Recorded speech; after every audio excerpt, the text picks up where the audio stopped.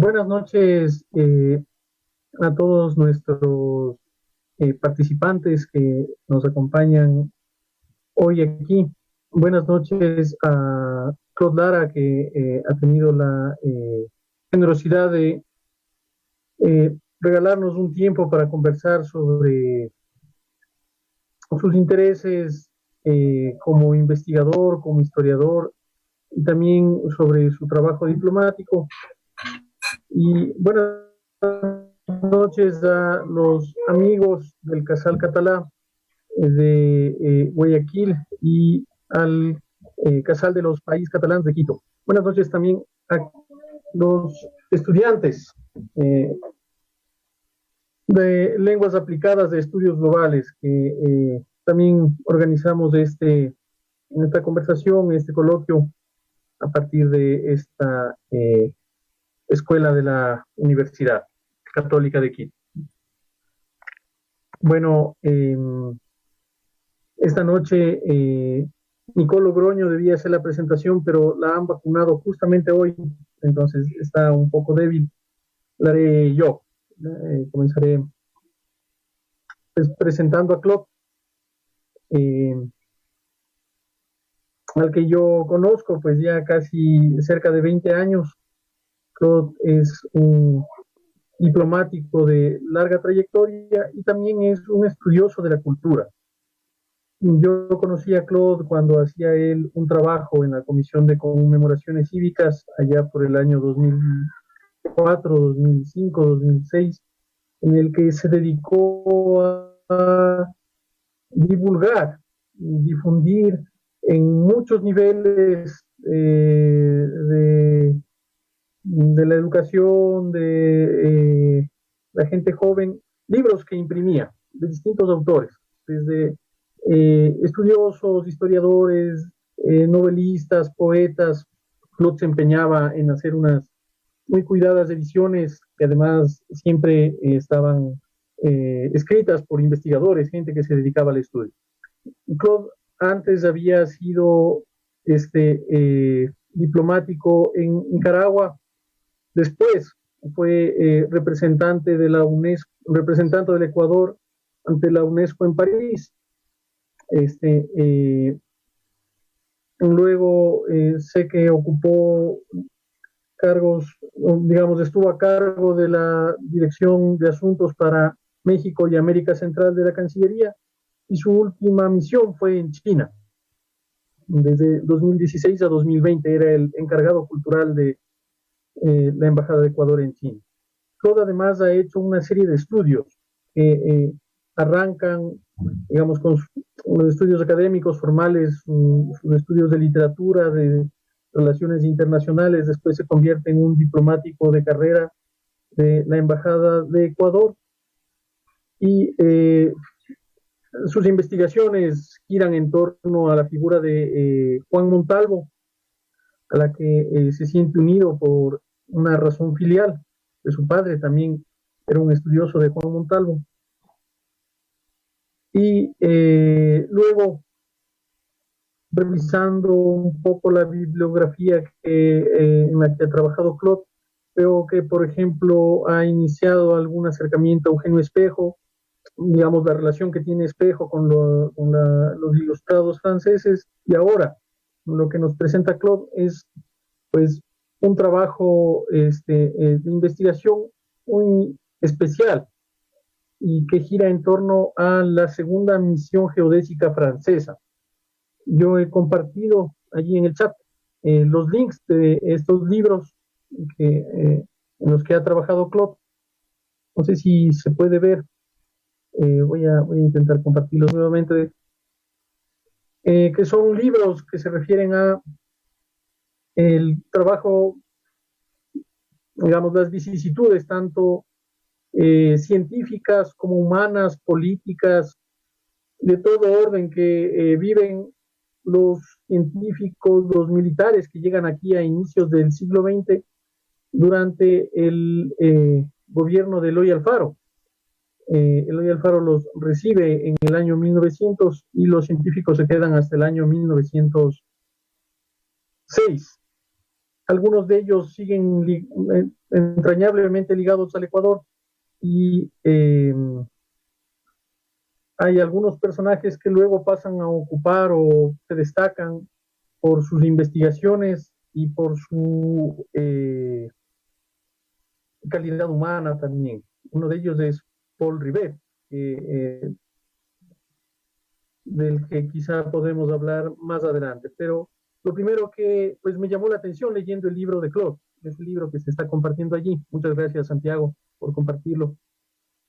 No sé si podrías de pronto compartir los links. Voy a ver si yo tengo estos links por acá, te los envío al correo ahora mismo. Lo primero que me llamó la atención es cómo estos científicos que llegan acá, pues estaban explorando todavía cuál era la forma de la Tierra.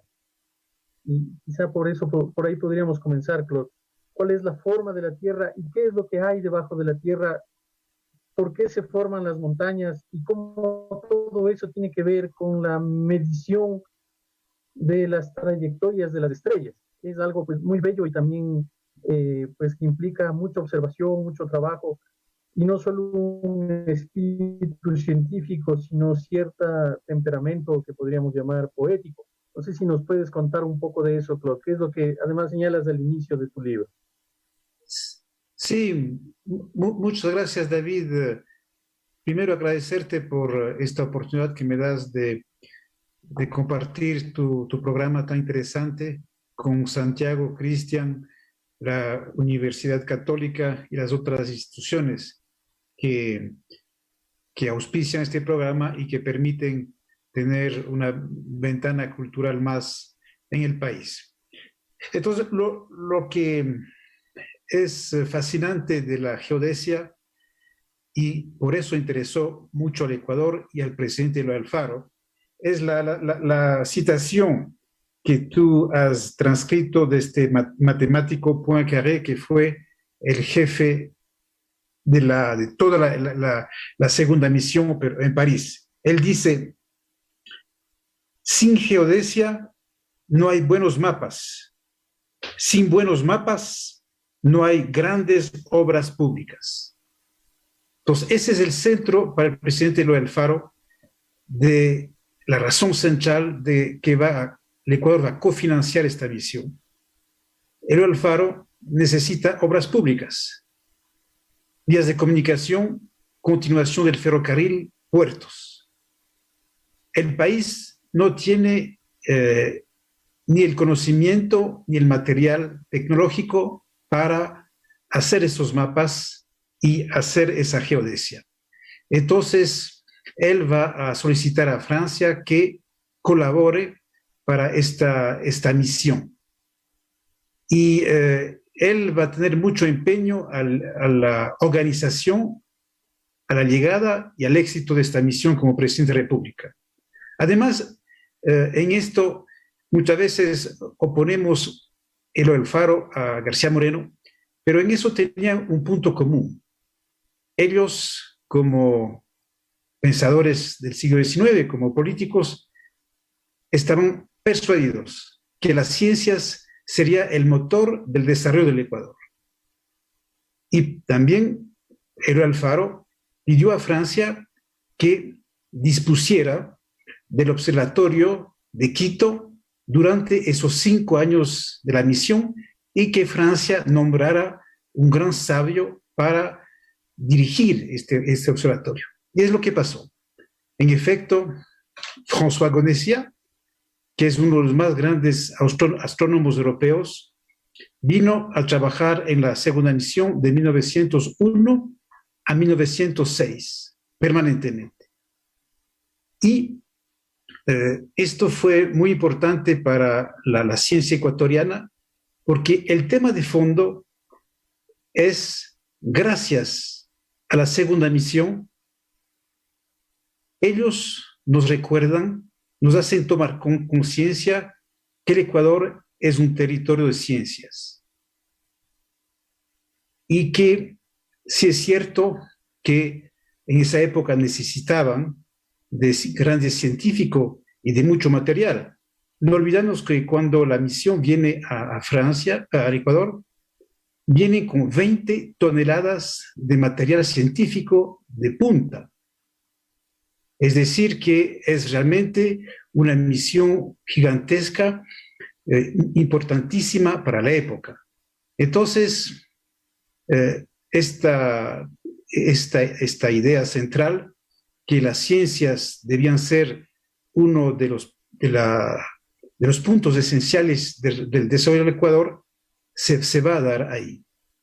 Y se va a continuar porque veremos que estos oficiales militares, sabios, todos son astrónomos, geodestas, matemáticos, excepto uno, que es el médico, Paul Rivet, el único que no era científico en el sentido de ciencias duras. Después hablaremos de esta personalidad fascinante, porque veremos por qué es una personalidad fascinante, el único no científico que posteriormente se volvió el gran científico mundial.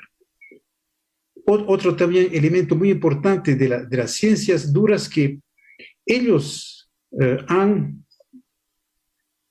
cuando han venido al Ecuador, en su plan de publicaciones, por primera vez, no solamente incluyen las ciencias duras, como hemos visto, geodesia, astronomía, matemáticas y otras, sino que abren el espacio en sus publicaciones a las ciencias sociales. En efecto, en los 11 tomos o 10 volúmenes que van a publicar, los últimos tomos serán etnografía antigua del Ecuador, antropología, etnografía actual, lingüística, botánica, historia natural.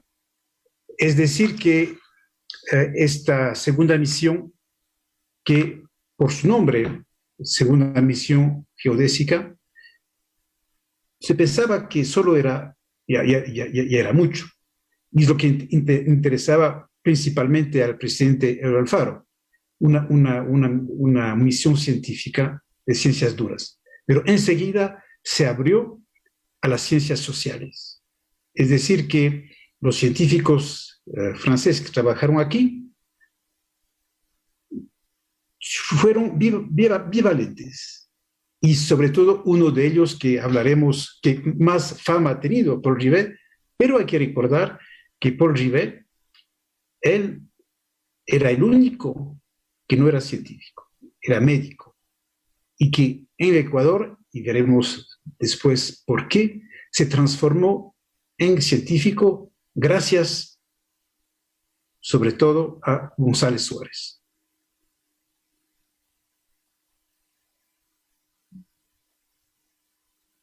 No se oye. No se te oye, David. No se te escucha. ¿Ahí me escucha? Sí, ahí te escucho, David. Sí, está bien. Ya. Muy bien, Claude. Mil disculpas. No te preocupes. Esta segunda misión es la continuación de la famosa misión en la que llegan la Condamine, Godín, que además se le une Pedro Vicente Maldonado, que llegan con dos viajeros españoles, Jorge Juan y Antonio de Ulloa. Llegan para confirmar la medición de un arco del meridiano terrestre, con muchas más herramientas, con muchos más medios de los que contaban estos viajeros del siglo XVIII. Llegan también en unas condiciones relativamente más favorables, es decir, ya hay medios de transporte más avanzados, pero aún así uno puede sentir o experimentar que esta misión, como una misión diplomática, también es ya frecuente en esos días, encarna una aventura humana también, que es lo que quizás se ve mucho mejor posiblemente en Rivet, que se vuelve como un estudioso de los pueblos americanos. Claro, muchos de estos hombres que llegan mueren aquí. Por ahí se cuenta que cuando están viajando hay uno de estos expedicionarios, uno de estos hombres que llegan con la misión científica, que muere en Cuenca, en esta segunda misión científica, muere porque está muy fatigado, ha estado antes en Indochina y después viene para acá.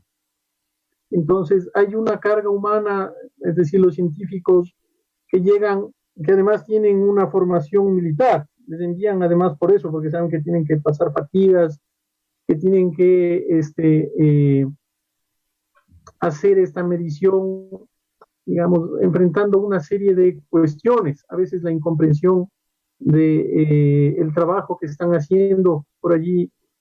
Tú mismo cuentas una anécdota que tiene que ver con cómo ponen estas señales en las montañas y la gente va, digamos, va a acabar ahí donde están las señales porque piensa que hay tesoros.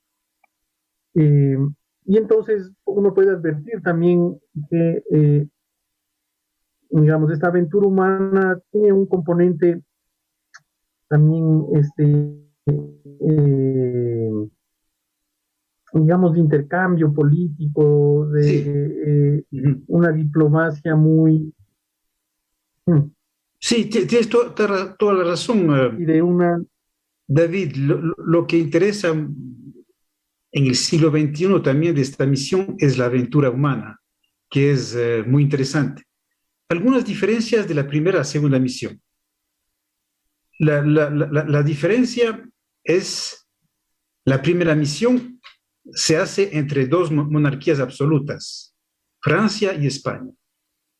La segunda misión son dos repúblicas, la República de Francia y la República del Ecuador. Eso es fundamental para la relación entre los estados y la relación entre los seres humanos, porque luego es difícil para nosotros imaginarnos cómo podía pensar un científico en la monarquía, en la época de la monarquía absoluta, pero es evidente que un republicano ya lo tenemos, lo comprendemos mejor porque nosotros vivimos en una república. Entonces, pero estas diferencias políticas son fundamentales, porque desde luego ellos no vienen como conquistadores, la segunda misión francesa.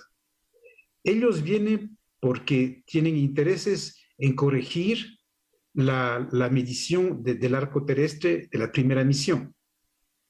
Ellos vienen porque les interesa conocer las ciencias en esa parte del mundo. Ellos vienen porque Francia tiene todavía la esperanza de ser una gran potencia científica a nivel mundial, porque no hay que olvidar que esta misión tiene un mandato internacional. El mandato internacional de la Asociación Geodésica de Geodesia Internacional, cuya sede estaba en Alemania, había convocado a sus miembros para corregir esas mediciones hechas por la primera misión. Y otros países estaban muy interesados en hacer esta medición, Estados Unidos, Alemania, eso está en 1899, 1898. Por lo tanto, Francia dice, no, nosotros, como hemos hecho ya la primera medición en el siglo XVIII, nos interesaría volver a hacer la segunda misión. Y además, Francia está impulsada por el Ecuador, porque ya tenemos correspondencia diplomática que desde 1894 Eloy Alfaro había entrado ya con el gobierno francés para decir, bueno, haga esta misión, nosotros vamos a cofinanciar esta misión, porque por las razones que ya expliqué, queremos que ustedes vengan para rehacer la geografía del Ecuador. Entonces, estos son elementos muy importantes y también los documentos nos hablan de que Francia y Ecuador, a través de las ciencias, querían fortalecer su amistad, la amistad entre los dos estados. Y cuando antes de la segunda misión va una misión avanzada. Y el presidente Eloy Alfaro recibe en Carondelet, la casa presidencial, al jefe de esta misión. Y esta misión le dice, para mostrar justamente esta noción de amistad, él dice, sería para nosotros, habla el francés, señor presidente, gran honor y preciosa ventaja si la misión de la cual estamos encargados pudiera tener por resultados estrechar más y más los lazos de amistad íntima que unen a Francia y esta república. Es decir, eso fue antes de que viniera la segunda misión. Es decir, para Francia y el Ecuador, esa misión también debía fortalecer la amistad franco-ecuatoriana. Y eso se confirma más tarde porque cuando llega la segunda misión Guayaquil en junio de 1900, ahí vemos, primero, Eloy Alfaro se desplaza de Quito a Guayaquil para recibir la misión. Eso ya es un gesto, digamos, de simpatía, de amistad, porque un presidente, sobre todo aún en esa época, no existía ferrocarril. Eso se hacía a lomo de mula, de Quito a Guayaquil. Pero, una vez más, Eloy Alfaro tenía interés, voluntad de mostrar que él se desplazaba para recibir esa misión, porque esta misión era muy importante para su visión política del Ecuador. Y mira lo que, si tú ves en el libro que hemos mencionado, los dos presidentes, antes de que llegara a Guayaquil, el presidente Emilio Lubé escribe una carta al presidente a Eloy Alfaro y le dice: os rogamos recibáis este recuerdo como un testimonio de nuestra sincera amistad y de nuestra viva gratitud. Y el presidente Eloy Alfaro, cuando ya ha llegado a la segunda misión, con todo el material científico, esas 20 toneladas para pasar de Guayaquil a Riobamba fueron 6 meses a lomo de mula, con 40 cargadores. Es decir, que era un trabajo fenomenal. Y el Alfaro le contesta al presidente francés, que le contesta esto: aprecio en todo su valor magnífico obsequio y la conservaré como un recuerdo glorioso para mí y como una prenda de la leal y franca amistad que siempre ha existido entre la noble nación francesa y la República del Ecuador. Es decir, que esos mensajes, cuando llegan los sabios franceses al Ecuador, es una confirmación de lo que formuló en la Casa Presidencial el jefe de la delegación francesa. Esta cooperación científica debía servir para estrechar la amistad entre Francia y el Ecuador. Y es lo que ocurrió. Entonces, a nivel humano, desde luego, por eso se hizo también este simposio con la Embajada de Francia, la Academia de la Historia y la Cancillería ecuatoriana, porque nuestras limitaciones en geodesia, geografía, matemáticas, hacen que nos olvidamos un poco de lo científico. Y es una pena porque realmente lo científico fue el motor de esa misión. Por eso se llama misión geodésica. Y más fácilmente hablamos de la personalidad que hizo las ciencias sociales, que es Paul Rivet. Pero yo creo que es importante, para no desfigurar el sentido de esta misión, poner relieve, rendir homenaje a todos esos científicos, porque en total de 1899 a 1906 fueron unos 20 científicos, debido a la dureza del trabajo, la dificultad del trabajo. Como tú dices, 3 murieron en el Ecuador. El jefe de la misión del inicio murió en Cuenca, Luis Massenet, y su tumba está todavía en Cuenca, y 2 otros murieron en Riobamba, y el otro me parece en Tulcán, me parece. Pero las condiciones eran dificilísimas, y por eso que 3 de ellos murieron en el Ecuador. También la diferencia de la primera misión es que, como tú sabes, la primera misión fue en cuanto al conjunto, al equipo de científicos franceses, un fracaso, porque apenas llegaron los franceses, se pelearon entre sí. La Condamine, Bouguer, Godin se pelearon. Entonces, para evitar justamente esta desunión de la misión, Henri Poincaré, del que te hablé, y del gran matemático, dijo, no, tenemos que, con los civiles, corremos el riesgo que otra vez pase lo que la primera misión.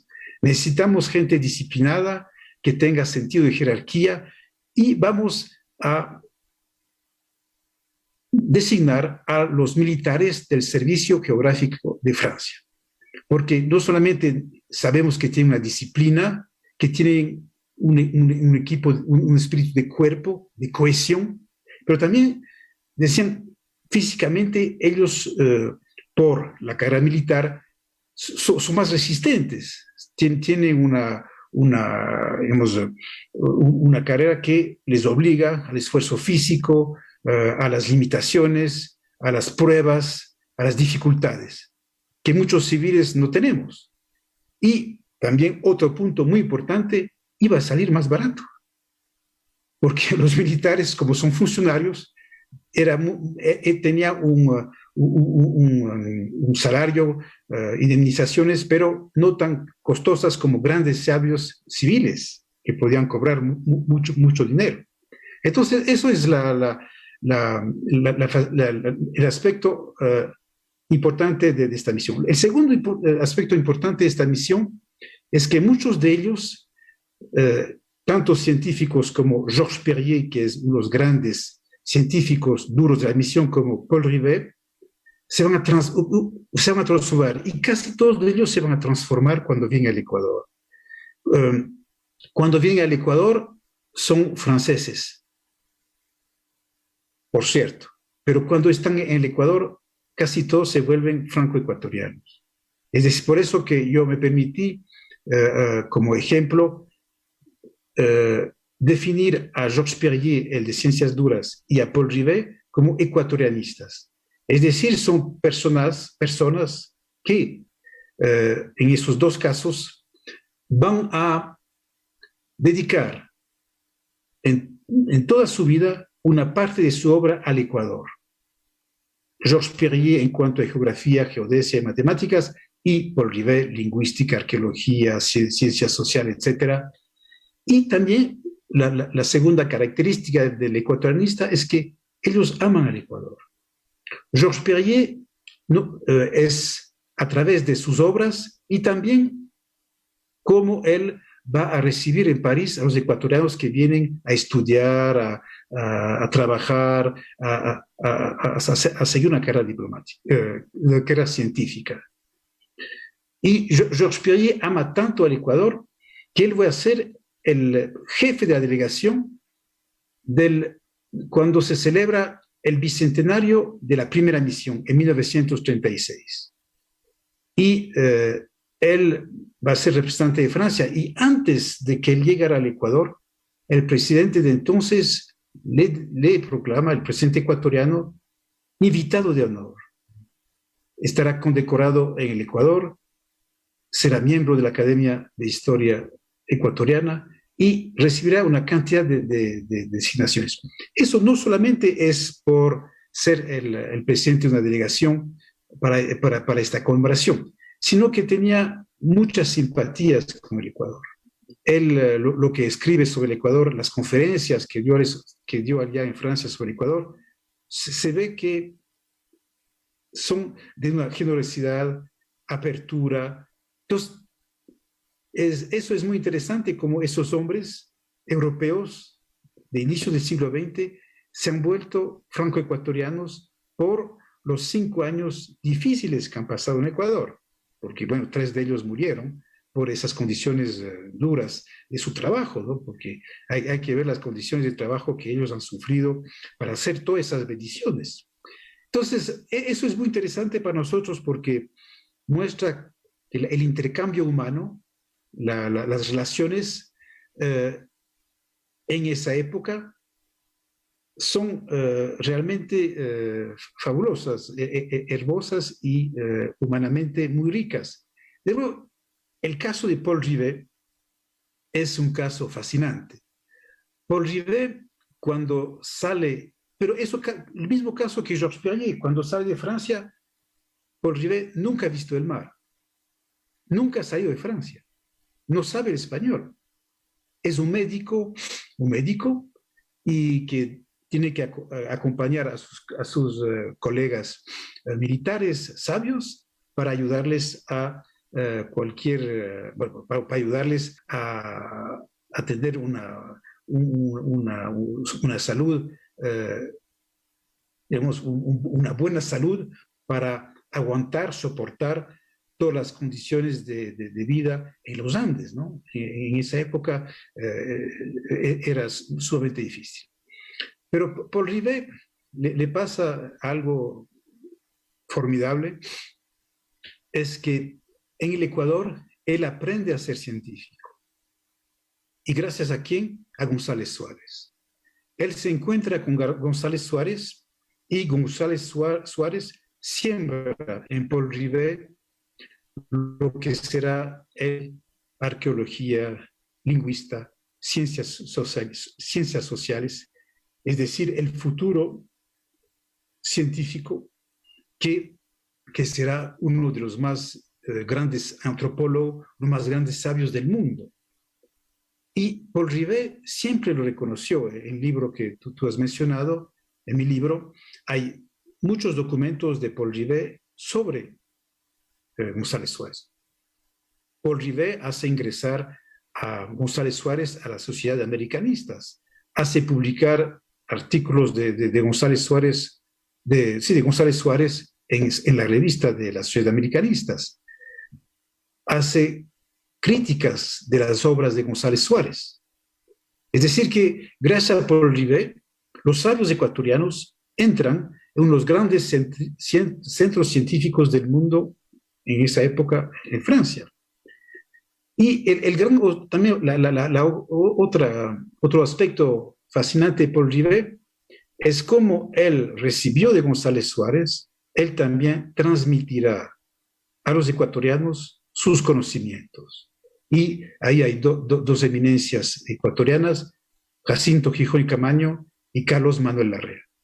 Ellos son discípulos de Paul Rivet, como él fue discípulo de González Suárez. Pero hay una dimensión más de Paul Rivet, por eso que es imposible no hablar de él, es que en el Ecuador encontrará el amor de su vida, Mercedes Andrade, Cheribó. Y entonces, por eso Paul Rivet escribirá: el Ecuador es mi segunda patria. Yo tengo dos patrias, Francia y el Ecuador. Entonces, ahí tenemos, pero también hay que siempre, por eso que hemos hecho este simposio, este libro, los otros sabios de la misión también conocieron, vivieron, amaron al Ecuador y tuvieron contactos permanentes con los ecuatorianos.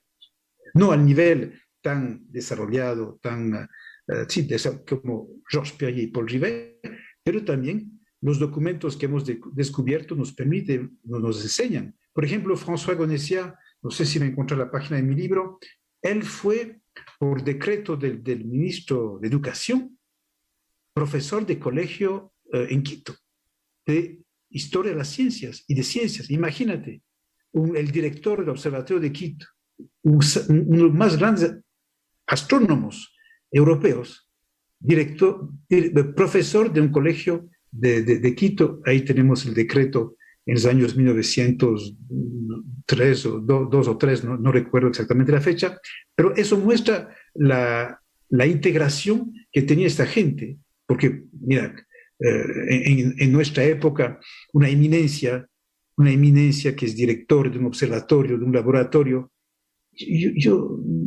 no es común que sea un profesor de secundaria, con un sueldo. Te puedes imaginar que el sueldo no es por el sueldo, por supuesto, pero él tenía la intención y la voluntad de crear en el Ecuador una escuela científica. Entonces, todas esas experiencias humanas son fascinantes porque, desde luego, son tan actuales.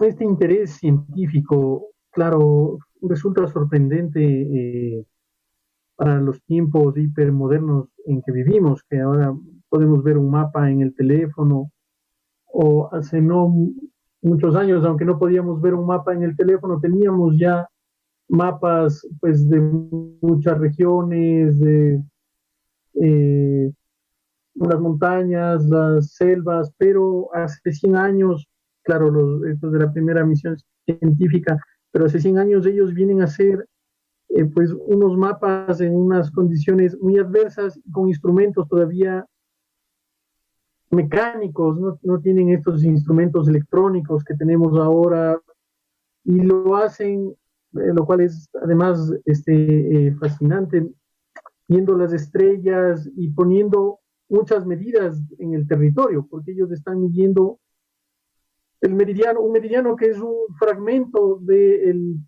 digamos, de la línea ecuatorial. Y sobre eso también yo, leyendo el libro, pues era muy significativo que el nombre Ecuador sea una denominación científica justamente.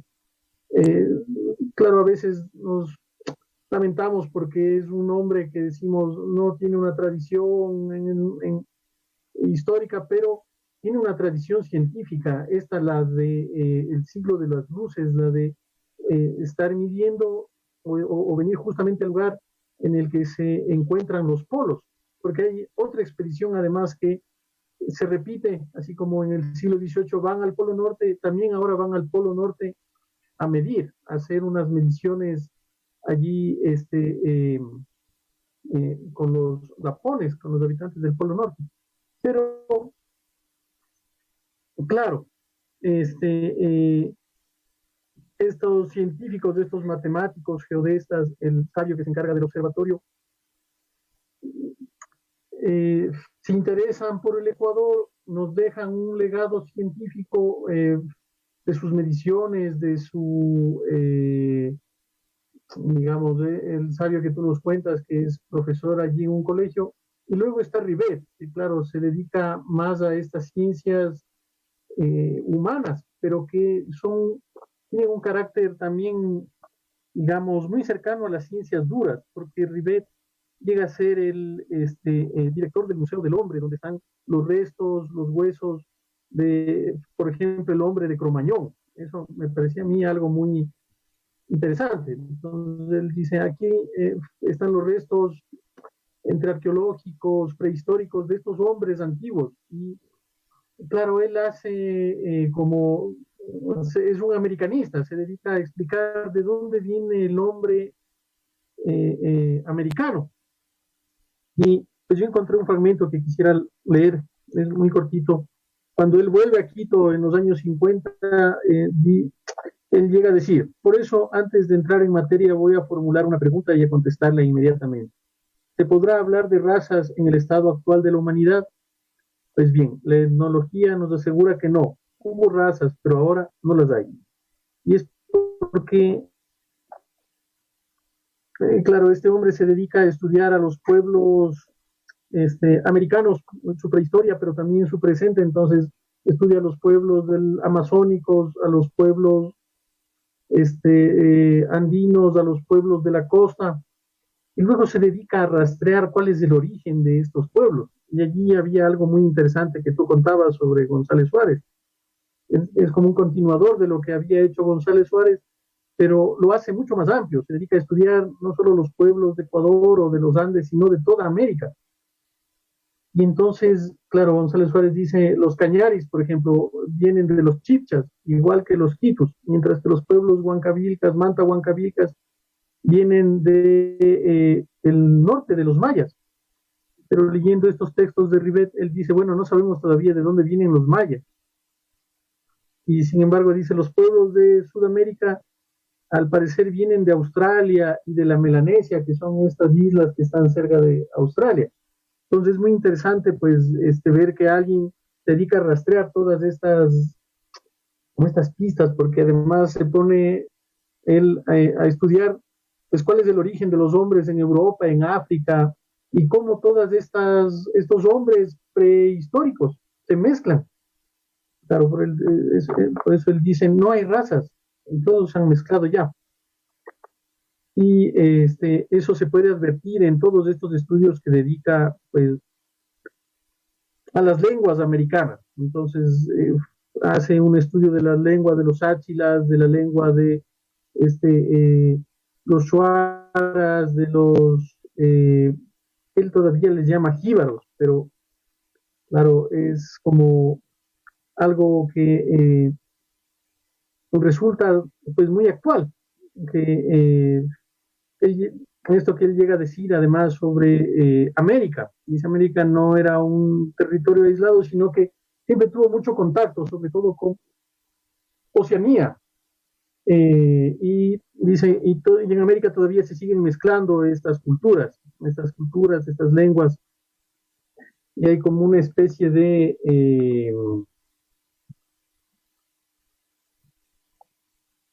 pues quisiera leer solo este fragmentito para después. Ya, perfecto.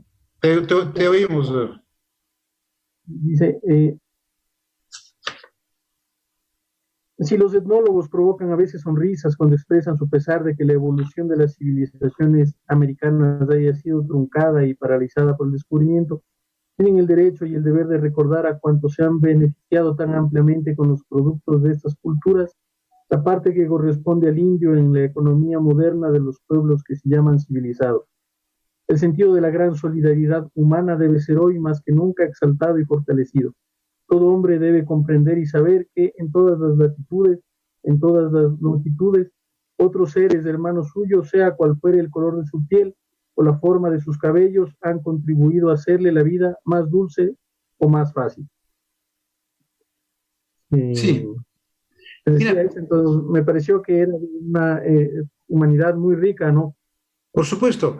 Mira, primero sobre el término Ecuador, yo creo que Eugenio Espejo nos enseñó que para nosotros era una palabra revolucionaria. Voy a citar eso de Eugenio Espejo, nuestro precursor. Dice, ecuatoriano, sed feliz. Él dice ecuatorianos. Ecuatorianos, lograd vuestra suerte, que llegó vuestro turno.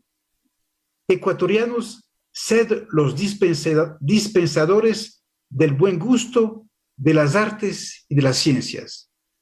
Esto es otra visión profética de Eugenio Espejo. Es decir, que para el ecuatoriano es una noción noble, es una noción basada en las artes y las ciencias. Otra vez dice Eugenio Espejo, pues, ¿qué falta entre nosotros para desarrollarnos? Estamos en el siglo XVIII. Nada. Lo que importa es aprovechar las consecuencias útiles de la pasión. Digo, del ecuatoriano orgullo, hacerle imaginar a cada uno que nada ni nadie puede impedir el desarrollo de los talentos. Entonces, para el precursor de la independencia, ecuatoriano tenía una noción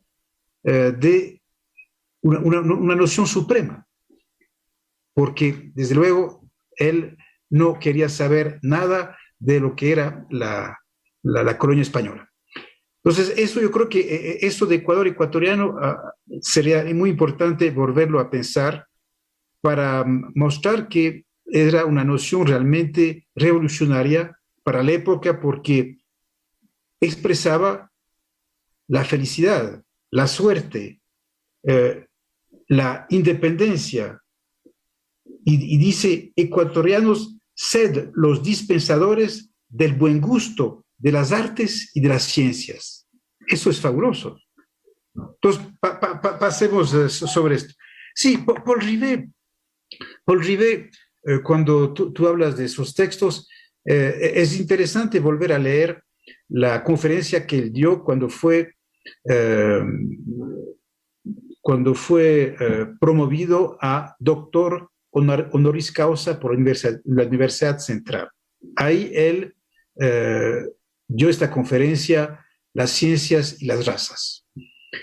Y ahí él refleja una vez más el humanismo de Paul Rivet, porque eso no se ha dado a conocer mucho porque se dio prioridad a su carácter científico, lingüística, arqueología, antropología, etc. Pero el humanismo de Paul Rivet tiene y él mismo lo reconoce, su nuevo humanismo tiene su raíz en el Ecuador, porque la ventaja de Paul Rivet es que fue médico. Un médico es un hombre que en toda su carrera se enfrenta a dos tragedias, el sufrimiento humano y la muerte. Por lo tanto, su forma de ver las ciencias es muy diferente, digamos, de un científico clásico, que aprende generalmente en la universidad, pero no tiene esa sensibilidad del médico, que sabe muy bien que, sobre todo más aún en su época, que no podrá curar al enfermo y que muchas veces solo lo podrá acompañar a morir. Entonces, esta sensibilidad de Paul Rivet en el Ecuador le va a transformar totalmente y no ver las ciencias como un instrumento de poder, pero como un instrumento de intercambio y que aun si él viene de un país más desarrollado, no por esto el país que le recibe y que él va a vivir es un país también de alta cultura.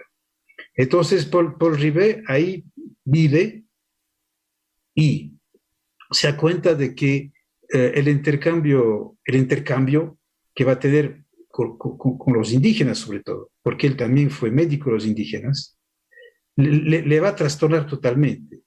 Es decir, que para él el grado de desarrollo de un país es accidental. Lo de fondo es su cultura y cómo manifiesta su cultura y qué aporta a la humanidad su cultura. Por eso hizo el Museo del Hombre de París. El título ya es muy sugestivo, el Museo del Hombre. Es decir, la voluntad de mostrar a los franceses y los europeos que el hombre es toda una comunidad cultural internacional y que no existe superioridad o inferioridad entre los sistemas culturales humanos, sino que la inferioridad y superioridad solo se da en grados de desarrollo tecnológico o de otra índole, pero no a nivel cultural. Entonces, Paul Rivet va a captar esto y lo va a vivir y sentir en el Ecuador. De luego, después lo desarrollará en otros países de América Latina, porque estuvo también trabajando en Colombia, en Brasil, en México, en Perú, lo que yo conozco, y de luego otros continentes, África, Europa, etc. Entonces, la visión de Paul Rivet, el humanismo de Paul Rivet, se va a cambiar, a modificar totalmente. Y desde luego no hay que olvidar que al inicio del siglo XX hay dos ideologías en Europa que son excluyentes, el nazismo y el comunismo. Entonces, Paul Rivet, aun si él es socialista y fue también concejal de la alcaldía de París como miembro del Partido Socialista, él nunca ha aceptado las nociones de lucha de clases, de dictadura del proletariado, ni tampoco, de luego, de las teorías nazis sobre justificando el racismo. Y peor aún, que las ciencias servían para justificar el racismo. Entonces, Paul Rivet, en esta conferencia que dio ahí en la Universidad Central, después dio otra muy interesante también en la Casa de la Cultura, cuando él fue recibido como, no recuerdo exactamente el título, de socio, me parece que es socio de la Casa de Cultura, y quien lo recibió es nada menos que Benjamín Carrión. Entonces, ahí él muestra que como las culturas, su pensamiento sobre las culturas, las diversidades de las culturas, la necesidad de la diversidad de las culturas para enriquecerse y hacer y entender el hombre a través de todos los sistemas culturales. Pero tenemos que comprender estudiar, intercambiar lo que es el hombre en todo el planeta. Por lo tanto, es también otro aspecto fascinante de Paul Rivet, es gracias a lo local, llega a lo internacional y defenderá siempre lo internacional, es decir, la necesidad de entender, intercambiar los valores culturales sin jerarquización de superioridad o inferioridad, como se da, de luego, en el desarrollo. Y eso, en su tiempo, lo repito, cuando teníamos ideologías excluyentes como el comunismo y el nazismo, era una visión diferente. Por eso que él entró en la resistencia cuando los nazis invadieron París, porque era todavía director del Museo del Hombre. Por poco se escapa de la muerte porque él formaba parte de una red de la resistencia francesa y fue denunciado y la Gestapo casi lo arrestan para matarle. Y ahí otra vez es un país sudamericano que le va a salvar. El presidente de Colombia le invita a Paul Rivet a vivir esos 4 años de guerra en Colombia y ahí de luego otra vez va a crear instituciones, discípulos, etc. Entonces, como tú decías, Paul Rivet es una de las personas, de unos sabios, que en inicios del siglo XX y más aún en época de Guerra Fría y todo esto, quiere convencer con las ciencias que un humanismo internacional es posible, y no solamente es posible, que es la única forma de salvar la humanidad en su camino al progreso. Es pues de una enorme motivación escuchar sobre estos personajes, digamos, en nuestros tiempos en los que hay todavía intolerancia, dificultades para admitir las diferencias, pero vemos que hay, digamos, el espíritu de las ciencias duras del que tú hablabas, que nos ayuda a comprender la naturaleza, y luego este otro de los humanistas como Rivet, que se empeñan por rastrear los orígenes del hombre, de dónde vienen, y concluyen esto que tú nos dices, que nos acabas de decir, el desarrollo es accidental, la cultura es lo esencial. Que me parece de una, pues, casi una sentencia para meditar. Que finalmente quisiera, Claude, porque el tiempo se nos acaba, preguntarte sobre tu misión en China. ¿Cómo fue tu experiencia por allá, tomando en cuenta todo esto que nos has contado, esta misión de científicos? Tú también fuiste en una misión allá diplomática. Y ¿cómo fue tu experiencia con esta cultura que antes nos parecía pues lejana, ahora nos parece todavía distinta, pero cada vez más cercana? Sí, bueno, primero fue en China que descubrí la segunda misión. En China yo pensé que era muy necesario hacer una celebración aquí en el Ecuador, porque es una idea siempre actual que el Ecuador es un territorio de ciencia y de ciencias, y que las ciencias serán un motor del desarrollo del Ecuador. Entonces fue en China que como se dice un poco familiarmente, se me prendió el foco de que era necesario hacer una conmemoración, porque las ciencias permiten, tanto las ciencias duras como las ciencias sociales, permiten encontrar a los hombres, a las instituciones y a los estados. Entonces, en China lo que aprendí ahí es el gran interés de la cultura china por conocer las culturas latinoamericanas. Y esto es muy interesante porque en China pudimos hacer traducir los 2 ensayos de Benjamín Carrión sobre cartas y nuevas cartas del Ecuador. Hemos también podido hacer traducir unos 30 cuentistas ecuatorianos sobre el tema del amor y del erotismo, una recopilación de cuentos. Y hemos podido un poco dar a conocer a Juan Montalvo, un gran traductor chino. Acaba de sacar, tal vez de publicar, hace unas semanas, 10 días, la novela de Carlos Fuentes, Terra Nostra. Y él estuvo muy interesado por Juan Montalvo cuando hicimos este homenaje en Instituto Cervantes, y todo está en línea sobre este homenaje de Juan Montalvo, homenaje a Juan Montalvo en el Ecuador. Entonces, lo que tenemos ahí es un puente muy interesante de dar a conocer mejor la literatura ecuatoriana, el pensamiento ecuatoriano en China, desde luego con sus debidas restricciones. Esto ya es fácil de entender. Pero entonces esa apertura es muy interesante porque además el idioma español en China mucha gente, si se compara lo que fue hace 40 o 50 años, mucha gente está aprendiendo el español. Universidades, todas las importantes tienen departamentos de español y de cultura y de civilización hispanoamericanas.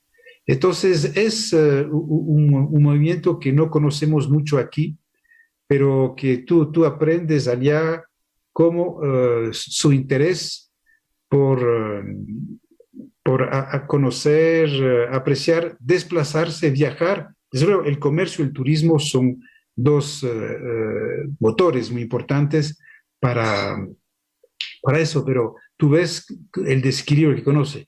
Ellos, en todas sus empresas e instituciones públicas que trabajan con el mundo hispanoamericano, saben el español. Nosotros, el chino, no lo sabemos.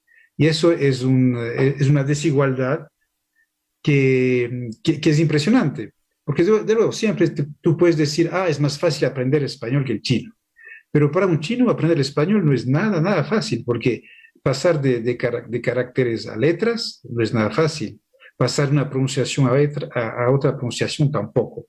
Entonces te das cuenta que hay una política educativa que existe y que permite justamente a los chinos que se interesan por el mundo hispanoamericano a estudiar, viajar, instalarse, a hacer cosas, y que nosotros lastimosamente no tenemos. Por ejemplo, te doy un ejemplo: todo lo cultural debía pasar por el Instituto Cervantes. Está bien, pero ¿por qué no tener una casa de América Latina?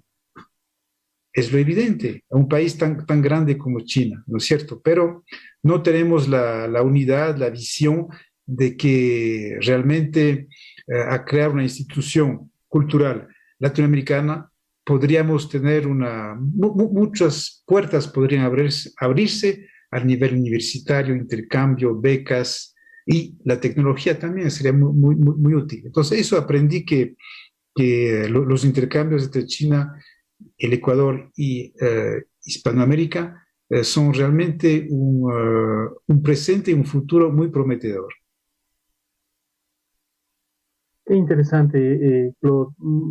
Me parece que estamos con el tiempo ya, pero quisiera saber si alguien en el público de pronto tiene interés en preguntarte algo, en comentar algo de lo que nos has contado esta noche.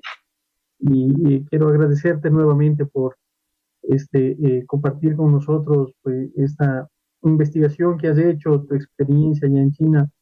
Eh, es enormemente enriquecedor, pues la ciudad está llena de estos monumentos a los expedicionarios, a esta misión que vino primero en el siglo XVIII, luego en el siglo XX. Allí están en la Alameda, el mismo observatorio está lleno de estos aparatos que trajeron estos instrumentos, y luego está pues esto en la mitad del mundo. Allí hay Casa de Francia. Uno puede ver ahí la historia de la primera y de la segunda misión. Claro, nuestro país ha sido definido por esta interés científico y eso pues nos importa no solo en el terreno de la ciencia, sino en el de la política internacional y luego humanamente, porque eh, claro, nuestra experiencia vital, nuestra experiencia en el mundo está asociada eh, pues, a esta idea de la aventura que llevan a cabo estos científicos, ¿no? Este enorme esfuerzo de los del siglo XVIII y después a este encuentro de los del siglo XX.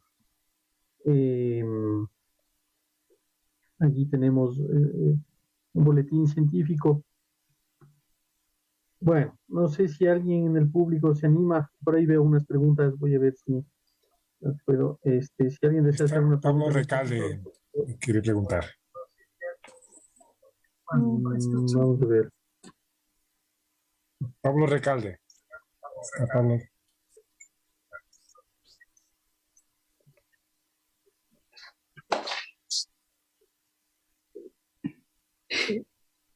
¿Qué tal? Buenas noches, Claude y David. Mi pregunta está enfocada, hago un preámbulo, en el contexto de Rivet. Estaba con fuerza las corrientes ideológicas del nazismo y el comunismo, que como mencionaron, y ya se saben, son excluyentes. Yo noto que con el pasar de las décadas, los siglos, es como si la humanidad tendiera a ser eh, polarizante, o sea, viene a tomar polos. Y actualmente no es tanto el nazismo, el comunismo, pero sí el capitalismo y el socialismo. Con base en la experiencia de Rivet, cuya postura, cuyos conocimientos, investigaciones, daban como una suerte de solución a esta polarización, extrapolando a la realidad actual. ¿Cuál podría ser eh, una, una posible solución a esta polaridad que tiende a ver en el campo de las ciencias políticas, en el campo en sí cómo se mueve la sociedad? Esa es la pregunta. No sé si se entiende. Sí, sí, muy bien. Bueno, primero tenemos que comprobar que esta polaridad ha disminuido notablemente, porque una persona como Paul Rivet, él vivió esta polaridad con la Segunda Guerra Mundial, lo que no se ha dado después, a Dios gracias. Entonces, la polaridad se da, lo cual es, de cierta manera, es humano, es un fenómeno humano, pero se ha logrado contener a no pasar a una tercera guerra mundial. Entonces, tú tienes la suerte de vivir esta generación sin una guerra mundial, lo que no fue el caso de ellos, que tuvieron que sufrir esta guerra mundial y desde luego toda la destrucción que esto ha encadenado en el siglo XX. Entonces nosotros, y tú más, porque eres mucho más joven, en el siglo XXI tienes esta suerte de que la polaridad no ha degenerado en esta barbarie que es la guerra mundial. Entonces, eso puede mostrar que, desde luego, si existe esta polaridad, esos conflictos, esos odios, no se ha logrado por el momento contener. Y también hay fenómenos, como lo enunció Paul Rivet, de entendimientos, de comprensión, y eso también la tecnología puede ayudar mucho, porque el hecho de hablarse, de conocerse, de intercambiar valores, facilita la solución de problemas, de conflictos. Tú ves en nuestra región, en América Latina, realmente no ha habido guerras en los 40, 50, 60, 70 años últimos. Nuestros conflictos con el Perú siempre fueron conflictos limitados, pero no guerras generales. Entonces, en ese aspecto, pienso que hay un progreso, porque de luego puede ser un progreso muy frágil, porque, digamos, un conflicto se sabe, como se dice, cuando comienza, pero no cuando termina. Pero, digamos, el mejor conocimiento de las personas, las instituciones, los intercambios y también los sistemas democráticos, aún imperfectos como los nuestros, siempre conllevan un valor de tolerancia que antes no existía en el siglo XX con las dictaduras militares. Por lo tanto, todos esos elementos, digamos, da a por river que es posible una evolución, una paz, un intercambio, aún si existe conflictividad, pero justamente hay que trabajar gracias a la educación, los intercambios, valores de tolerancia, democracia, a evitar que degenere un conflicto. Y yo creo que todavía esas ideas son aceptables y beneficiosas para un desarrollo, digamos, de nuestra sociedad, de nuestra región, que ha logrado mantener una paz y no pasar a lo más terrible, que es el conflicto militar. Eso es. Gracias.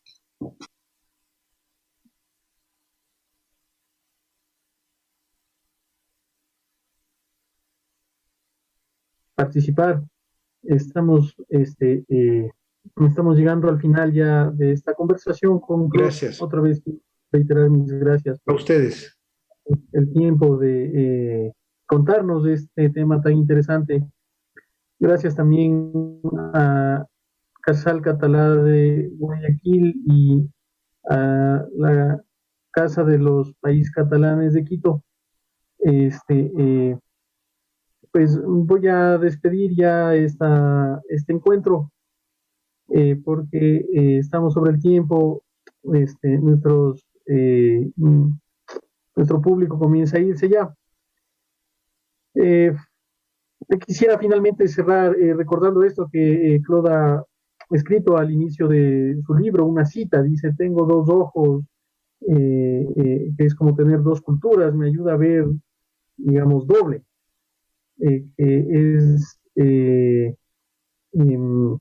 como de alguna manera lo que nos da a entender toda esta historia de los geodésicos que llegan a Ecuador, los ecuatorianos que también participan en la investigación científica y en que se establecen lazos de colaboración, de amistad, etcétera. Está cerrado ya el chat de la reunión, pero bueno, sí, está cerrado ya el chat. Bueno, muchas gracias, Claude. A ti, a ustedes, muchas gracias. Buenas noches y hasta pronto. Sí. Esta transmisión además se replica por el Facebook del Casal Catalá. La próxima, en 15 días, estaremos con Fabián Kovacic, que es un periodista y escritor argentino, corresponsal del diario Brecha y profesor de la Universidad de Buenos Aires. Otra vez gracias a los amigos del Casal, gracias a la Universidad Católica, a la Escuela de Lenguas Aplicadas de Estudios Globales que participa en la organización de este webinar, y pues ya nos veremos la próxima vez. Hasta luego. Muchas gracias.